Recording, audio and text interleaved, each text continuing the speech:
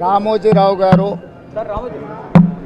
దేశ రాజకీయాలలో పత్రికా రంగంలో ప్రసార రంగంలో ఆద్యుడు ఈ దేశానికే ఆదర్శంగా నిలబడి ప్రతిపక్ష పాత్ర పత్రికలు ప్రసార సాధనాలు పోషిస్తాయని నిరూపించిన వాడు వ్యాపారంలో కానీ ప్రజాసేవలో కానీ ప్రజా సమస్యల్ని లేవనెత్తి పాలకుల నుంచి ప్రజలకు మేలు జరిగే విధంగా పోరాటం చేసిన వ్యక్తి రామోజీరావు గారు.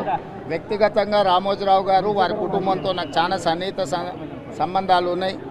వారి మరణం చాలా బాధాకరం.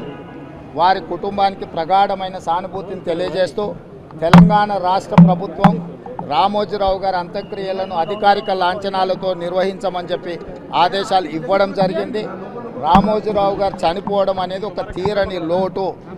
తెలుగు రాష్ట్రాలకే కాదు ఈ దేశంలో పత్రికా రంగానికి ఎనలేని సేవలు అందించిన రామోజీరావు గారి మరణం అనేది ఒక దురదృష్టకరమైన సందర్భము.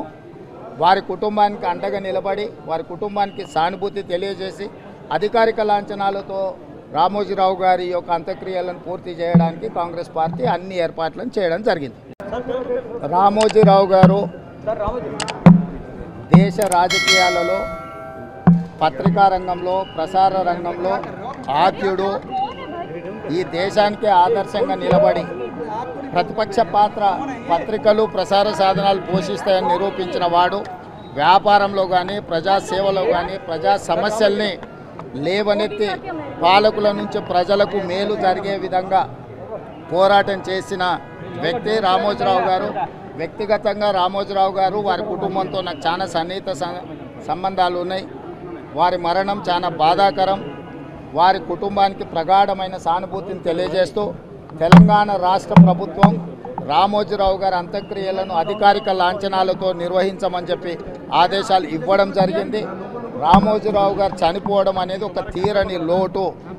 తెలుగు రాష్ట్రాలకే కాదు ఈ దేశంలో పత్రికా రంగానికి ఎనలేని సేవలు అందించిన రామోజీరావు గారి మరణం అనేది ఒక దురదృష్టకరమైన సందర్భము. వారి కుటుంబానికి అండగా నిలబడి వారి కుటుంబానికి సానుభూతి తెలియజేసి అధికారిక లాంఛనాలతో రామోజీరావు గారి యొక్క అంత్యక్రియలను పూర్తి చేయడానికి కాంగ్రెస్ పార్టీ అన్ని ఏర్పాట్లను చేయడం జరిగింది.